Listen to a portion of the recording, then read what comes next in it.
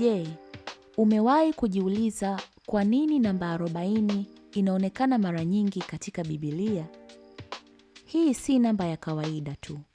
Ina maana kubwa kiroho.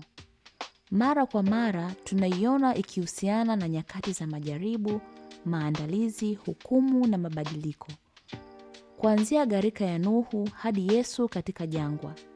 Namba 40 inaashiria kipindi cha kusubiri, wakati wa majaribu na hatimaye mwanzo mpya. Hebu tuangalie jinsi namba hii takatifu ilivyogusa maisha ya watu wa Mungu katika historia.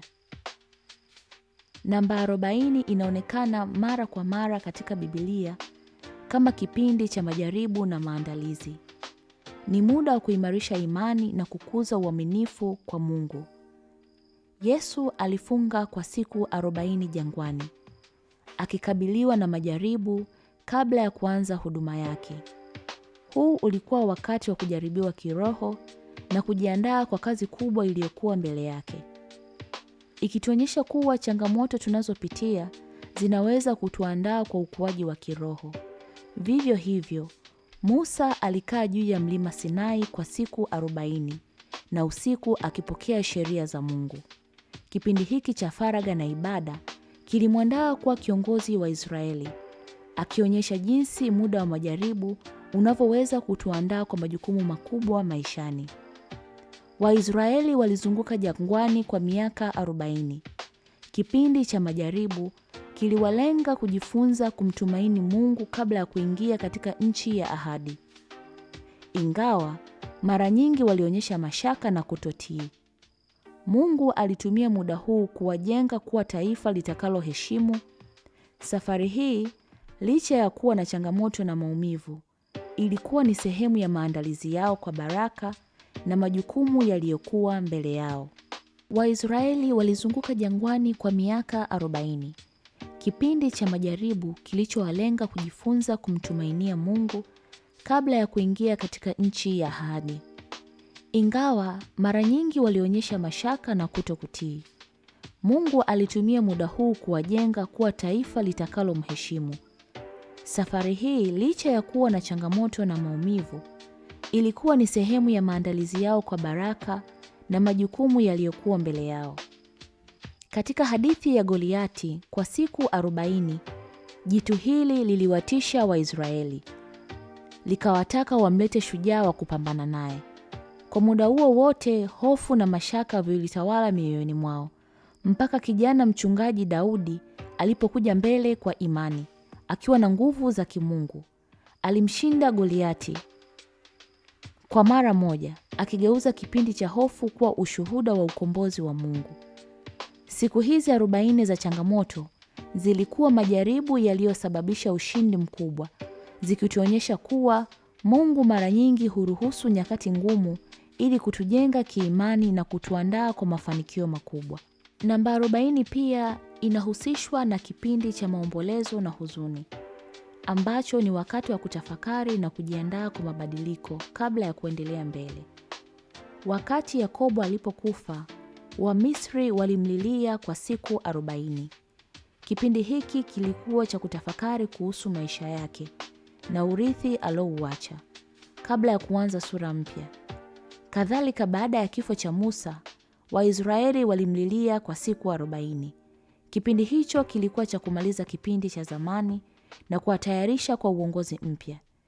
Joshua, ambaye angewapeleka kwenye nchi ya ahadi, inatufundisha kwamba katika nyakati za kupoteza, Mungu anatupa nafasi ya kuomboleza na kutafakari, lakini pia kutuandaa kwa mabadiliko na yale ambayo yeye amekusudia mbele yetu.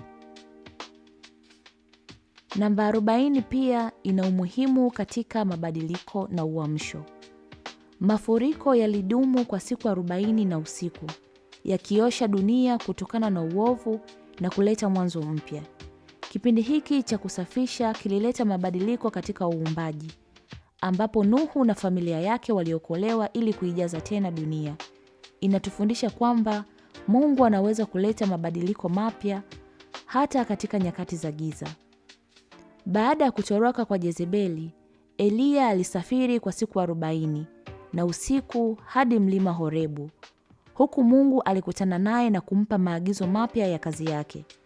Safari ya Eliya ilikuwa na uamsho wa wito mpya, ikitufundisha kuwa baada ya nyakati zetu za shida, Mungu anaweza kutupa mwelekeo na nguvu kwa ajili ya yale yaliyo mbele yetu. Namba 40 pia ina maana kubwa katika ibada na desturi za kiimani, ikionyesha nyakati maalumu za kujitolea, nidhamu na kuwa na uhusiano wa karibu na Mungu. Kipindi cha Kwaresma kinachoadhimishwa na Wakristo wengi ni siku 40 za kufunga, maombi na tafakari. Kinaonyesha mfano wa kipindi cha Yesu alipokuwa jangwani. Wakati huu mtakatifu unawawezesha waamini kukuza uhusiano wao na Mungu kwa kupitia kujidhibiti na mwelekeo wa kiroho. Kama Yesu alivyotayarisha huduma yake, sisi pia tunatumia kipindi hiki kuandaa mioyo yetu kwa ajili ya kazi ya Mungu anayotaka kutufanyia. Hivyo basi, namba 40 ina maana gani kwetu leo? Iwe tuko katika kipindi cha majaribu, huzuni au tunangojea mabadiliko, nambari 40 inatufundisha kwamba Mungu daima anafanya kazi katika maisha yetu. Kama alivyotumia siku 40 au miaka 40 kuandaa, kupima na kuhuisha watu wake katika historia, anaweza pia kutumia nyakati hizi katika maisha yetu kutufanya kuwa vile anavyotaka tuwe. Ikiwa upo katika kipindi cha majaribu au kusubiri, jua kwamba Mungu anakuandaa kwa jambo kubwa zaidi. Unapohuzunika na kuomboleza, amini kwamba uponyaji na uishaji unakaribia. Na ikiwa unataka mabadiliko, kumbuka kwamba Mungu anafanya kazi kwa njia ambazo mwishowe zitakupeleka kwenye uhusiano wa kina zaidi na yeye.